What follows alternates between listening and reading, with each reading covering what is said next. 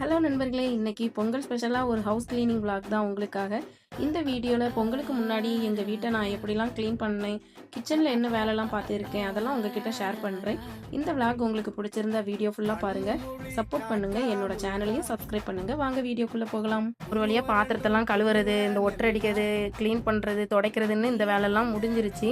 அப்புறமா வீடையும் கழுவி விட்டுட்டேன். பெட்லேயுமே வேறு புது பெட்ஷீட் எல்லாமே விரித்து விட்டுட்டு மொத்த வீடையுமே கழுவி விட்டுட்டேன். ஏன் கழுவி விட்டேன்னா தொடச்சே எடுத்துருக்கலாம். தொடச்சி எடுத்தால் அந்தளவுக்கு கொஞ்சம் க்ளீனாக இல்லாத மாதிரியே ஒரு ஃபீலாக இருந்து, ஏன்னா ஒட்டரெல்லாம் அடிச்சு விட்ருக்கோம், கொஞ்சம் தூசி அது இதுன்னு அங்கங்கன்னு இருக்குமா, கழுவி விட்டால் ஒரு திருப்தி, அதனால் கழுவி விட்டுட்டேன்.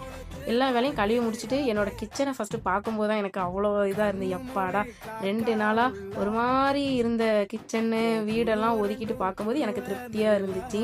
ஃபுல் ஹவுஸ் க்ளீனிங் வீடியோ ஏற்கனவே நான் ஃபுல் வீடியோவாக அப்லோட் பண்ணியிருக்கேன்.